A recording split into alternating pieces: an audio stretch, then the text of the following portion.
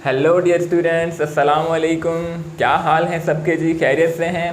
तो आज हम आपके सामने आए हैं एक नई वीडियो सीरीज़ के साथ, जिसमें हम क्लास 10th की न्यू बुक जो आई है हमारी सिंध बोर्ड की, उसकी फ़िज़िक्स के बारे में हम पढ़ेंगे। उस न्यू बुक के लेक्चर्स हम अपलोड करते रहेंगे इंशाल्लाह। आज हम स्टार्ट करेंगे न्यू बुक से चैप्टर नंबर 1।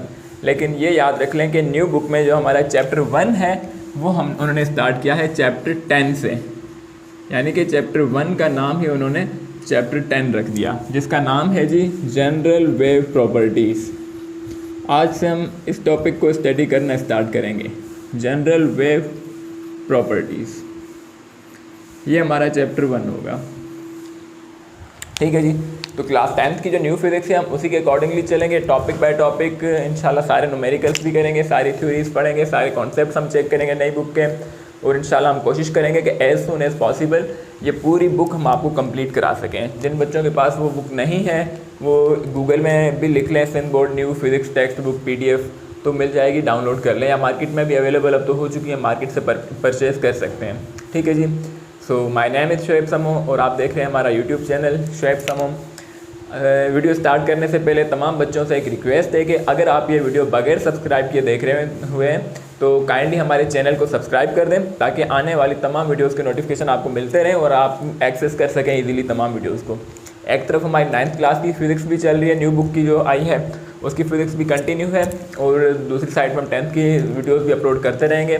तो आपको अगर वीडियोज़ ढूंढनी हो ईजिली आप शोएब समो चैनल में जाके प्लेलिस्ट में जाके चेक कर लेंगे क्लास 10th फिज़िक्स, ठीक है जी। तो आज हम स्टार्ट करते हैं जनरल वेव प्रॉपर्टीज़। वेव क्या है? सबसे पहले इसकी इंपॉर्टेंस क्या है, वेव है क्या टॉपिक, इसको समझ लेते हैं, फिर हम बाकी बातें कर लेंगे एग्जांपल्स वगैरह। तो बेटा हम जो बोलते हैं, जो साउंड प्रोड्यूस हो रहा है, sound is a wave. Sound एक वेव है। वेव कैसे प्रोड्यूस होती है? अगर साउंड वेव को हम ना पढ़ सकें, अगर वेव को हम इम्पॉर्टेंट नहीं समझते, तो हमारे लिए साउंड से रिलेटेड जितनी भी बातें हैं ना हम नहीं समझ पाएंगे कभी भी, क्योंकि साउंड एक वेव है। वेव कैसे ट्रैवल करती है from one medium to another medium, आप लोग कैसे मेरी यानी कि अब जब बोल रहा हूँ तो कैसे साउंड प्रोड्यूस हो रही है और साउंड किस तरह से आप तक पहुँच रही है, तो इसमें ये सारा समझने के लिए हमें वेव्स को समझना पड़ेगा। इसके अलावा जितनी भी चीज़ें हम देखते हैं दुनिया के अंदर, तो this is due to light. Light अगर ना होती, हमें कुछ भी नज़र ना आता, तो लाइट भी क्या है, एक वेव है। और भी बहुत सारी वेव्स होती हैं हमारे यहाँ, इलेक्ट्रोमैग्नेटिक वेव, इंफ्रारेड, अल्ट्रासाउंड वगैरह, तो वाटर वेव्स। तो इन वेव्स को में क्या सिमिलरिटीज़ हैं, क्या डिफरेंसेस हैं, और क्या प्रॉपर्टीज़ हैं इनकी, तो ये तमाम चीज़ें हम इस चैप्टर में इंशाल्लाह पढ़ेंगे। सो सबसे पहले हम पढ़ते हैं जी वेव क्या होती है, वेव एंड इट्स नेचर। सबसे पहली हेडिंग है हमारी बुक में वेव एंड इट्स नेचर। तो सबसे पहले हम देख लेते हैं वेव होती क्या है, वेव एंड इट्स नेचर। सबसे पहले हम ये देख लेते हैं कि वेव होती क्या है। चलें जी, वेव के बारे में कुछ ना कुछ बातें आपको पता होंगी। तो सबसे पहले तो मुझे ये बता दें कि वेव वर्ड सुनते ही आपके माइंड में क्या आ रहा है। एक बच्चा कहने लगा, जब मैंने क्लास में पूछा बेटा वेव सुनते ही आपके माइंड में क्या आने लगा, कहता ये सर, तो ये हमारी वेव है, ठीक हो गया।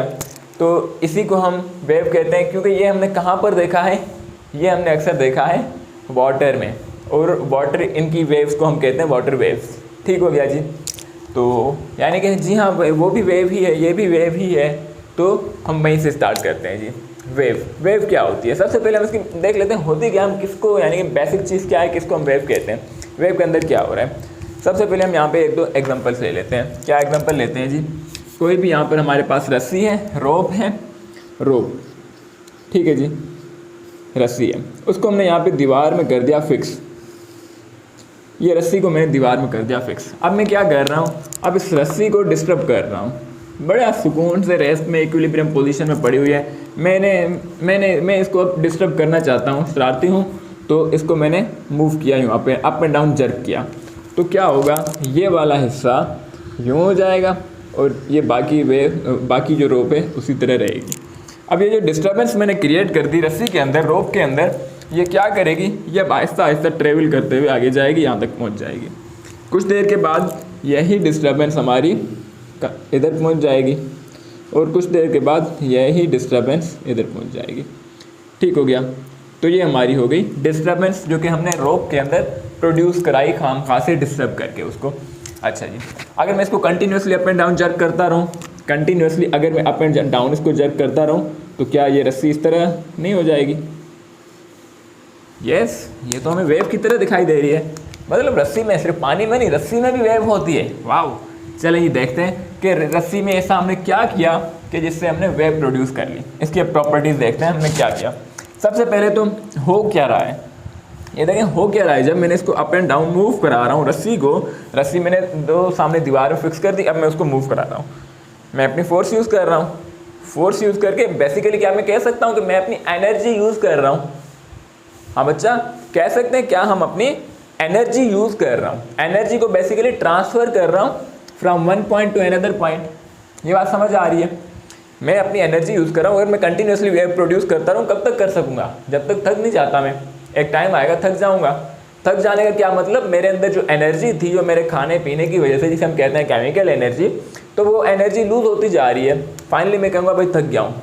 थक जाने का क्या मतलब, मेरी एनर्जी अब लूज़ हो चुकी है, क्योंकि कंटिन्यूसली वेव प्रोड्यूस करते हुए मैं क्या कर रहा था, एनर्जी को यूज़ कर रहा था, एनर्जी को ट्रांसफ़र कर रहा था। कहाँ से? इस पॉइंट से लेकर इस पॉइंट तक। ये जो जा रही है किस वजह से जा रही है? इसको मैंने एनर्जी प्रोवाइड की। ये बात समझ आ रही है वेव के अंदर? तो मैं कह सकता हूँ कि वेव के अंदर क्या होता है, हम अपनी एनर्जी ट्रांसफ़र करते हैं। कहाँ से? From one point to another point. ये बात समझ आई? बस वेव की डेफिनेशन हो गई। वेव को आप किस तरह डिफाइन करेंगे? वेव एक प्रोसेस है। क्या है जी? एक प्रोसेस है। आप मैकेनिज्म कह लें, मेथड कह लें, कुछ भी कह सकते हैं। It is a process, wave को डिफाइन कर रहे हैं हम। It is a process in which energy is transferred from one point to another point. बस इतना ही है वेव, इतना ही है wave. It is a process, it is a process. इसको आप कुछ भी लिख सकते हैं ना, process, method, mechanism. Process in which क्या होता है जी, energy is transferred, energy is transferred. ये बातें बेटा नोट करते जाएं। From, energy is transferred from one point to another point,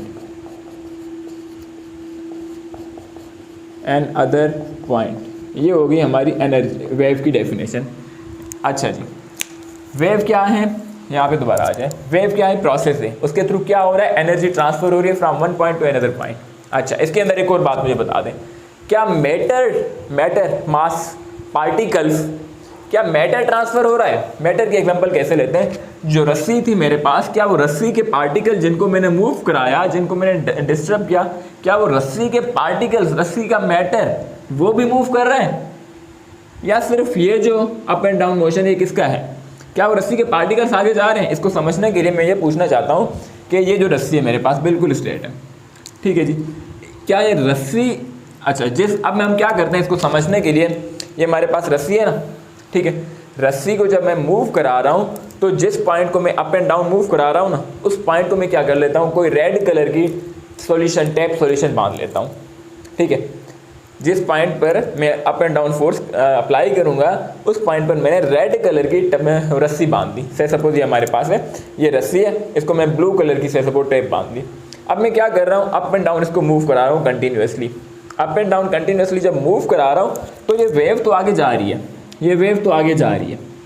क्या जहाँ जिस पॉइंट पर मैंने टेप बांधी थी, क्या वो पार्ट भी आगे जाएगा, या वो पार्ट वहीं रहेगा, सिर्फ अप एंड डाउन मोशन करता रहेगा, वाइब्रेशन करता रहेगा जिसे हम कहते हैं? तो द आंसर इज कि वो पार्टिकल जो है रस्सी के, जिस पॉइंट पे हमने टेप सॉल्यूशन बांधी थी, वो रस्सी के पार्टिकल्स या रस्सी का वो मैटर या रस्सी का वो मास, वो आगे मूव नहीं करेगा। आगे मूव कौन कर रहा है? सिर्फ एनर्जी कर रही है या फिर सिर्फ वेव कर रही है?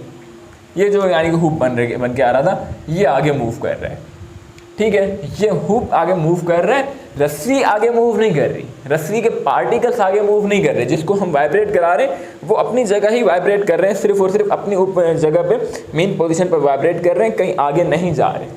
तो हम कह सकते हैं कि वेव के अंदर क्या होता है, वेव एक ऐसा प्रोसेस है जिसमें एनर्जी ट्रांसफ़र होती है और पार्टिकल ट्रांसफ़र नहीं होते। तो हम लिख सकते हैं it is a process in which energy is transfer from one point to another point without transfer of matter, without transfer of matter, transfer of matter भी कह सकते हैं, मास भी कह सकते हैं, पार्टिकल्स भी कह सकते हैं। चलें जी, तो अब यहाँ पे एमसीक्यू एक आ जाता है कि इन वेव या इन वेव मोशन, वेव जो मोशन कह रही है, व्हाट इज़ ट्रांसफर्ड या which thing is not transferred. क्या मैटर ट्रांसफर होता है? Option A which thing is not transferred. Question आ रहा है which thing is not transferred, जो ट्रांसफ़र नहीं हो रहा। ठीक है, क्या ट्रांसफ़र नहीं हो रहा जी? ऑप्शंस आ जाते हैं, ऑप्शंस आ जाते हैं आपके पास एनर्जी, एंड ऑप्शन बी आ जाता है मैटर।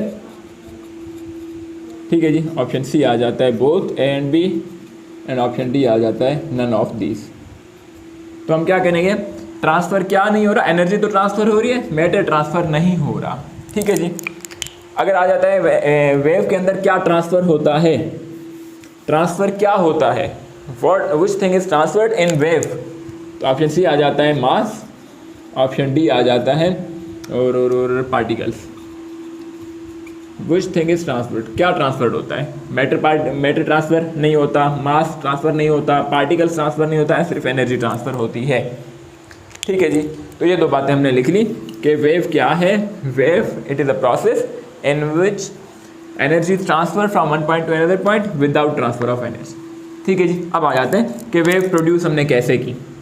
फॉर्मेशन, ये बल्कि हेडिंग नहीं, न्यू हेडिंग हम नहीं देना चाहते, बुक ने खाम में न्यू हेडिंग दी है, तो यहाँ पे हम एक लाइन लिख सकते हैं कि इट इज़ की बजाय वेव इज़ फॉर्म लिख लें ना। वेव इज़ फॉर्म, कैसे फॉर्म हुई भाई, कैसे प्रोड्यूस की हमने? Wave is formed by, disturb किया हमने, बाय डिस्टर्बेंस, ये हमारी वेव बन गई। चलें जी, वेव कैसे बनी? जब रस्सी को इक्विलिब्रियम पोजीशन से हमने डिस्टर्ब किया, ये हमारी वेव बन गई। ठीक है जी, तो इसको आप अच्छे से देख लें। अब आ जाते हैं इसकी एग्जांपल्स पर। वेव पता चल गया वेव क्या होती है। अब वेव की टाइप्स वगैरह आएंगी डिफरेंट, वो देख लेंगे। हमने कहा जी वेव इस तरह से प्रोड्यूस होती है। क्या सिर्फ, अच्छा अब आ जाते हैं इसके आगे की तरफ, टाइप्स की तरफ। क्या सिर्फ यही वेव होती है? क्या इस तरह जो नज़र आए हमें, क्या सिर्फ उसी को हम वेव कहेंगे या कुछ और भी है? तो आंसर इस कुछ और भी है, और टाइप्स भी हैं वो सारी, इनको आप नोट कर लें। तो हम आगे मूव करते हैं। अब ये वेव की डेफिनेशन हो गई, रोप की वेव्स हो गई। अब इसके वेव के एग्जांपल्स चेक करते हैं हम।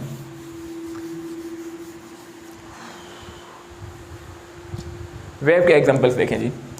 वेव के एग्जांपल्स क्या है हमारे पास? नंबर 1 रोप। रोप में वेव कैसे बनी हुई? ऐसे बनी।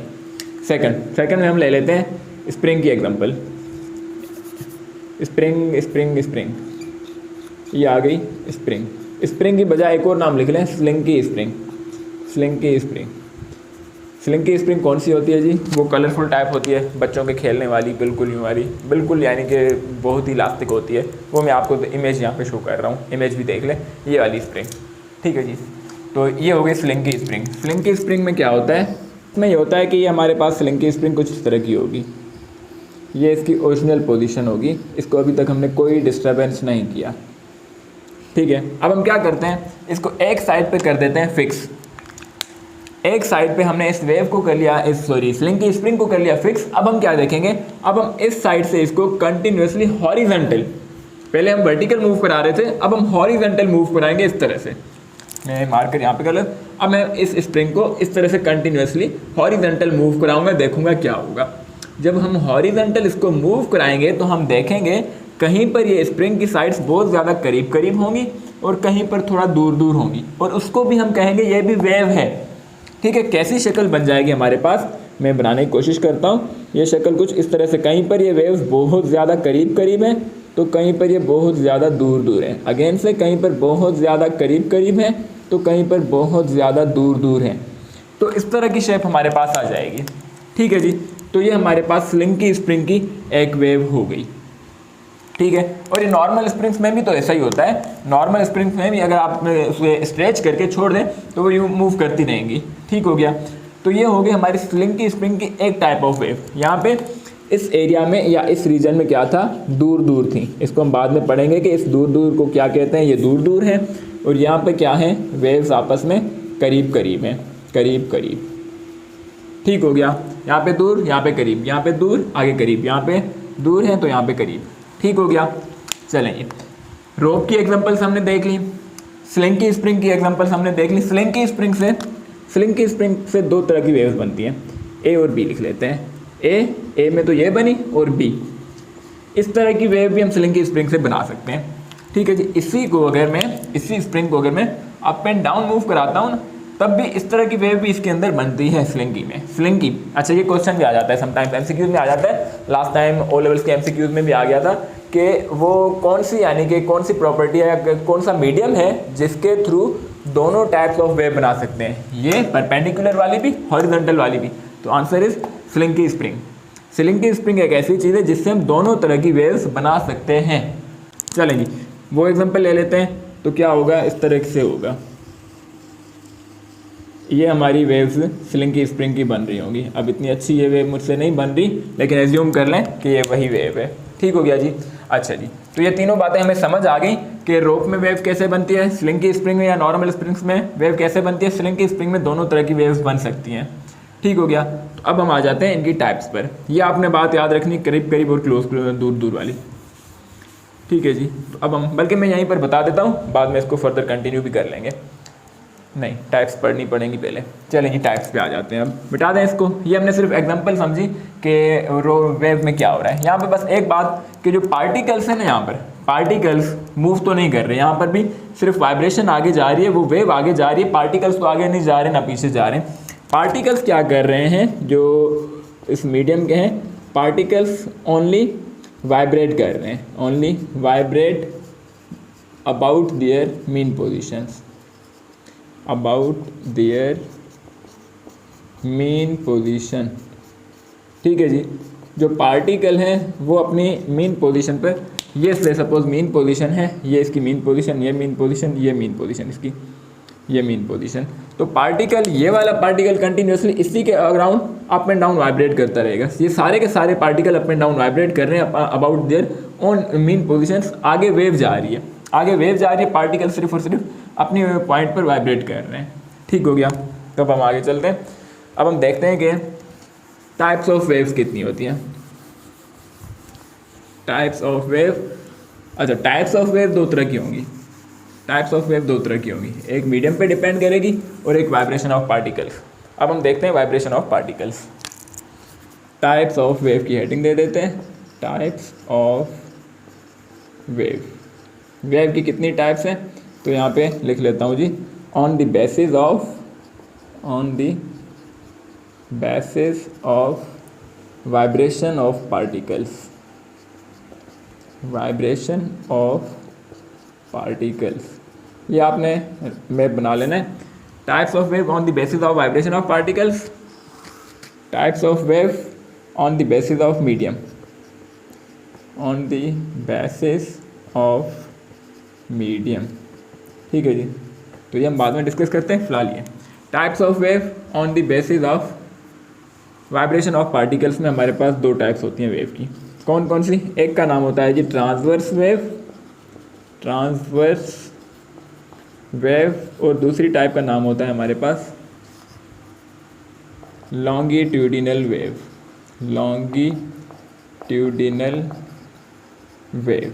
अब इन दोनों में क्या फ़र्क है, जो स्प्रिंग, स्लिंकी स्प्रिंग में वेव हमने बनाई उसके अंदर और रस्सी के अंदर वेव बनाई, उन दोनों के अंदर जो फ़र्क था वही फ़र्क है इन दोनों में। एक ट्रांसवर्स वेव, एक लॉन्गिट्यूडिनल। रस्सी में हमने कौन सी वेव बनाई थी जी, इस तरह की वेव बनाई थी। पार्टिकल को हम इस तरह से वाइब्रेट करा रहे थे अप एंड डाउन, पार्टिकल को हम इस तरह अप एंड डाउन वाइब्रेट करा रहे थे, और वेव कहाँ जा रही थी, ये जा रही थी वेव। तो वेव इस डायरेक्शन में जा रही थी। ठीक है। तो मैं यहाँ पे लिख लेता हूँ कि ये जो है हमारी डायरेक्शन वाइब्रेशन ऑफ पार्टिकल्स की डायरेक्शन है। वाइब्रेशन को मैंने VIB लिख लिया, वाइब्रेशन ऑफ पार्टिकल्स की डायरेक्शन ये है, वाइब्रेशन ऑफ पार्ट। और वेव इस डायरेक्शन में मूव कर रही है, तो ये मैंने लिख लिया, ये है डायरेक्शन ऑफ वेव, डायरेक्शन किसकी, ऑफ वेव की। ये बात समझ आ रही है। हमने अप एंड डाउन मूव कराया, अप एंड डाउन, ये रस्सी को मूव कराया ना मैंने, ये रस्सी को मूव कराया, ये अप एंड डाउन जो है ये वाइब्रेशन ऑफ पार्टिकल है। पार्टिकल तो आगे नहीं जा रहे, आगे वेव जा रही है, वेव की डायरेक्शन ये है। ये पार्टिकल वाइब्रेट हो रहे हैं अपनी जगह पर, वेव इधर जा रही है, दोनों आपस में हमने यहाँ पे बना ली, वाइब्रेशन ऑफ पार्टिकल्स और डायरेक्शन ऑफ वेव। तो दोनों के दरमियान एंगल कितनी है, 90 डिग्री। 90 डिग्री को हम क्या कहते हैं, परपेंडिकुलर हैं दोनों। तो ऐसी वेव जिसमें वाइब्रेशन ऑफ पार्टिकल्स की डायरेक्शन और डायरेक्शन ऑफ वेव आपस में परपेंडिकुलर हो, ऐसी वेव को कहते हैं ट्रांसवर्स वेव। समझ आई बात। इसको अब लिख लेते हैं यहाँ पर, कौन सी वेव जी? Such type of wave in which, such type of wave in which क्या जी? डायरेक्शन ऑफ, दोनों डायरेक्शंस आपस में परपेंडिकुलर है। कौन कौन सी direction? Direction of vibration of particles, vibration of particles is perpendicular, perpendicular किसके? टू द डायरेक्शन, किसके? टू द डायरेक्शन, इसको मिटा देते हैं लॉन्गिट्यूडिनल को, ये आगे थोड़ा लिख लेते हैं।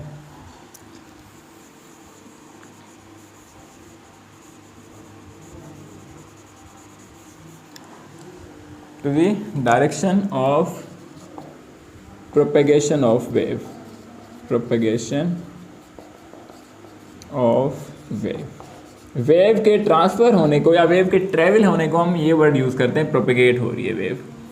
ठीक है जी। तो हमने क्या कहा? Such type of wave in which direction of vibration of particles, direction of vibration of particles is perpendicular to the direction of propagation of wave. ये हमारे पार्टिकल्स वाइब्रेट हो रहे हैं, ये वेव जा रही है, ये particles up and down vibrate होते रहेंगे, ये वेव जा रही है। ठीक, तो ये दोनों आपस में परपेंडिकुलर है। इस तरह की वेव को हम कहते हैं ट्रांसवर्स वेव। इस तरह की होती है ट्रांसवर्स। ठीक हो गया। अब ट्रांसवर्स में क्या हो रहा है अब देख लें, इसकी एक दो एकदम वो कैरेक्टरिस्टिक्स भी पढ़ लेते हैं। ये वेव जा रही है, इसमें बच्चे सबसे ज़्यादा यहाँ पर कंफ्यूज होते हैं, और जब भी उनसे पूछा था ट्रांसवर्स वेव क्या होती है, वो कहते हैं जिसमें परपेंडिकुलर हो। ये दो नाम भूल जाते हैं, क्या क्या परपेंडिकुलर हो, डायरेक्शन ऑफ वेव या direction of travel of wave या direction of propagation of wave, किसके? वाइब्रेशन ऑफ पार्टिकल्स के। ये दोनों आपस में परपेंडिकुलर हैं, ये दोनों नाम याद रहने चाहिए। ठीक है जी। अच्छा, इसके बाद ट्रांसवर्स वेव में क्या हो रहा है? इस तरह की वेव बन रही है, एक उसका अपर पार्ट बन रहा है, एक उसका लोअर पार्ट बन रहा है। अपर पार्ट को हम नाम देते हैं, इसका नाम होता है क्रेस्ट, CREST, और लोअर पार्ट का नाम होता है ट्रफ, TROUGH। ठीक हो गया। तो ये सिर्फ और सिर्फ ट्रांसवर्स में ही बनते हैं, लॉन्गिट्यूडिनल जो हमने लिखी उसके अंदर क्रेस्ट और ट्रफ नहीं बनते। ठीक है जी। तो हम यहाँ पे लिख लेते हैं क्रेस्ट एंड ट्रफ कब बनते हैं? इसके अंदर। क्रेस्ट क्या होता है अब हम लिख लेते हैं, क्रेस्ट क्या होता है? क्रेस्ट अपर पार्ट जो हाईएस्ट पार्ट है मैक्सिमम डिस्प्लेसमेंट पर, ये इसका मैक्सिमम डिस्प्लेसमेंट हो गया ना, इस मीन पोजीशन से लेकर एक्सट्रीम पोजीशन तक का डिस्प्लेसमेंट। तो हम यहाँ पे लिख लेते हैं अपर पार्ट या हाईएस्ट पॉइंट, या फिर हाईएस्ट अपर पार्ट या फिर हाईएस्ट पॉइंट ऑफ किसके? Transverse wave, not longitudinal, of transverse wave is called transverse wave is called crest. ठीक, इसके बाद ट्रफ क्या होगा जी? ट्रफ भी लोएस्ट पार्ट, ये वाला, ये पॉइंट हमारा ट्रफ था, TROUGH, तो हम लिखेंगे लोअर पार्ट या फिर लोएस्ट पॉइंट ऑफ, अगेन से आप लिख लेंगे पूरा कि of transverse wave is called trough. ठीक है जी। ये इसकी जो ओरिजिनल पोजीशन है यहाँ पर, ये जो वेव की ओरिजिनल पोजीशन थी, अनडिस्टर्ब्ड पोजीशन, उसे हम इक्विलिब्रियम पोजीशन कहते हैं, वो होती है मीन पोजीशन, उसे हम कहते हैं मीन पोजीशन। ये आगे दोबारा काम आएंगी, मीन पोजीशन। ठीक हो गया जी। तो ये हमारा पूरा हो गया ट्रांसवर्स वेव से रिलेटेड बातें। अब हम आ जाते हैं लॉन्गिट्यूडिनल वेव। लॉन्गिट्यूडिनल क्या होती है? लॉन्गिट्यूडिनल को हम देख लेते हैं, अभी यहीं पे देख लेते हैं। लॉन्गिट्यूडिनल वेव, लॉन्गिट्यूडिनल जो हमने स्प्रिंग में वेव बनाई थी वो होगी लॉन्गिट्यूडिनल। इसको हम यहाँ पे बंद कर लेते हैं। ये साइड आ गई ट्रांसवर्स की, ये साइड लॉन्गिट्यूडिनल की, बाकी मीडियम वालों को बाद में देख लेते हैं। ठीक है, लॉन्गिट्यूडिनल क्या होता है? लॉन्गिट्यूडिनल, इसके अंदर हमने कौन सी एग्जांपल ली थी जी? ये वाली, कहीं पे बहुत ज़्यादा करीब करीब और कहीं पे ये वेव्स बहुत ज़्यादा दूर दूर, कहीं पे करीब करीब और कहीं पे दूर दूर। ठीक हो गया। तो इसके अंदर क्या हो रहा है? इसके अंदर हमने कहा था एक पॉइंट पर हमने स्प्रिंग को फिक्स कर लिया, continuously up and down, horizontally, continuously horizontally इसको वाइब्रेट कराया हमने, तो वेव ट्रांसफ़र होने लग गई। ठीक है। तो इसके पहले क्या था, इस तरह पार्टिकल्स की डायरेक्शन थी अप एंड डाउन और वेव उस तरफ जा रही थी परपेंडिकुलर। अब क्या हो रहा है, वाइब्रेशन ऑफ पार्टिकल्स की डायरेक्शन ये है, वाइब्रेशन ऑफ पार्टिकल्स की डायरेक्शन ये है, वाइब्रेशन ऑफ पार्टिकल्स और वेव कहाँ जा रही है, अगर ये हमारा फिक्स्ड पोजीशन है, फिक्स्ड पॉइंट है, तो यहाँ से हम वाइब्रेट करा रहे हैं, यहाँ से वाइब्रेट करा रहे हैं तो वेव इस डायरेक्शन में जाएगी, वेव की डायरेक्शन ये हो गई, वेव की डायरेक्शन। ठीक, तो दोनों आपस में पैरेलल हैं, ये वही फ़र्क आ गया, यहाँ पे परपेंडिकुलर, यहाँ पे पैरेलल, बस इतना ही फ़र्क है। तो हम यहाँ पे सेम डेफिनेशन लिख लेते हैं, such type of wave in which direction of vibration of particles is perpendicular लिखा था, अब हम लिखेंगे parallel to the direction of propagation of wave, बस बाकी सारी बातें सेम आएंगी। ठीक है, तो ये बस आपने खुद लिख लेना है कि इसकी डेफिनेशन में लॉन्गिट्यूडिनल वेव क्या होती है, सच type of wave same in which direction of vibration of particles is perpendicular की जगह आप लिख लेंगे पैरेलल होती हैं। ये दोनों आपस में क्या होती हैं, पैरेलल होती हैं, पैरेलल डायरेक्शन होती है इनकी। ठीक हो गया, अब हम आगे चलते हैं। ट्रांसवर्स के अंदर क्रेस्ट और ट्रफ बन रहे थे, लॉन्गिट्यूडिनल के अंदर क्या बनते हैं, लॉन्गिट्यूडिनल वेव में करीब और दूर बनते हैं। ठीक है, तो करीब और दूर का एक नाम होता है, जिस पॉइंट पे ये वेव्स आपस में दूर है उस पॉइंट को हम कहते हैं रेयरफेक्शन, जहाँ पे वेव्स आपस में दूर हैं, और जहाँ पर बहुत ज़्यादा करीब हैं उस पॉइंट को कहते हैं कंप्रेशन। ये सिर्फ और सिर्फ लॉन्गिट्यूडिनल वेव में बनते हैं, उसमें ट्रांसवर्स में ये नहीं बन सकते। तो हम यहाँ पे लिख लेते हैं कंप्रेशन क्या है और रेयरफेक्शन क्या होता है। कंप्रेशन ये एक एरिया है या रीजन है, the reason where waves are close to each other, और second the reason where waves की बजाय लॉन्गिट्यूडिनल वेव, क्योंकि ये ट्रांसवर्स में तो होती नहीं है, where longitudinal waves are close to each other. और रेयरफेक्शन क्या होगा जी, ये भी एक रीजन है, कौन सा रीजन, जहाँ पर the reason where waves are same लिख लेंगे, क्लोज की जगह लिखेंगे far apart from each other. ठीक हो गया, तो ये हमारा पूरा टॉपिक हो गया types of wave on the basis of vibration of particles का। ठीक हो गया जी, चलेंगे अब हम आते हैं ये पूरा मिटा के types of wave on the basis of medium के बेसिस पर भी इसको हम पूरे को मिटा देते हैं। अब उनको वो इतना ज़्यादा लेंदी नहीं है, बस यही मुश्किल बात थी हमारी। चलेंगे, इसको मिटा दिया हमने, अब आ जाते हैं उन पर। Types of wave on the basis of medium requirement, किसी वेव को ट्रैवल करने के लिए मीडियम की ज़रूरत होती है और किसी वेव को ट्रैवल होने के लिए मीडियम की ज़रूरत नहीं होती। तो हम यहाँ पे आ जाते हैं on the basis of medium की बेसिस पर हमारे पास दो टाइप्स ऑफ वेव हैं। नंबर 1 मैकेनिकल वेव और number 2 non mechanical wave. Non mechanical को एक और नाम दिया जाता है जी, विच इज़ इलेक्ट्रोमैग्नेटिक। क्या? Electromagnetic wave. चलें अब इसको देख लेते हैं ये क्या है। मैकेनिकल वेव, ऐसी वेव जिसको ट्रैवल होने के लिए मीडियम की ज़रूरत पड़ती हो।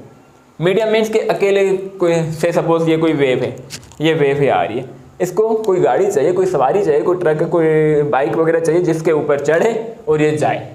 ठीक हो गया। विदाउट मीडियम कोई सवारी नहीं है इसके पास, कोई ट्रांसपोर्ट मीडियम नहीं है, तो ये वेव आगे जा ही नहीं पाएगी। ठीक है जी। तो ऐसी वेव जिनको ट्रैवल होने के लिए मीडियम की रिक्वायरमेंट हो, such type of wave are called mechanical wave. और ऐसी वेव जिनको ट्रैवल होने के लिए मीडियम की ज़रूरत ना हो, नॉन मैकेनिकल या इलेक्ट्रोमैग्नेटिक वेव। जैसे हमारी साउंड है, साउंड वेव है। साउंड कौन सी तरह की वेव है? साउंड को ट्रैवल होने के लिए मीडियम की ज़रूरत होती है। मैंने बात की, मैं बोल रहा हूँ, वेव प्रोड्यूस हुई वाइब्रेशन से, यहाँ पर वाइब्रेशन हो रही है थ्रोट में। ठीक हो गया। अब जैसे ही वेव मुंह से निकली, उसने देखा आसपास में एयर के मॉलिक्यूल है, एयर के मॉलिक्यूल के ऊपर सवार हुई, आगे आप तक पहुँच गई। ठीक है। आगे तो काफ़ी प्रोसेस होते हैं, ट्रांसमीटर वगैरह के थ्रू इलेक्ट्रिकल वेव में कन्वर्ट हो रहे हैं। बहरहाल तो एयर के थ्रू हमारी वेव ट्रेवल हो रही है। अगर एयर ना होती हमारी वेव जो साउंड है ये ट्रेवल ना हो सकती। ठीक है। मसलन अगर हम स्पेस में चलते हैं, हम अपनी क्लास लेकर बिल्कुल स्पेस में जा रहे हैं जहाँ पे कोई मीडियम नहीं है, जहाँ पे मीडियम नहीं है, पता है वहाँ पर हमारी क्लास कैसे होगी?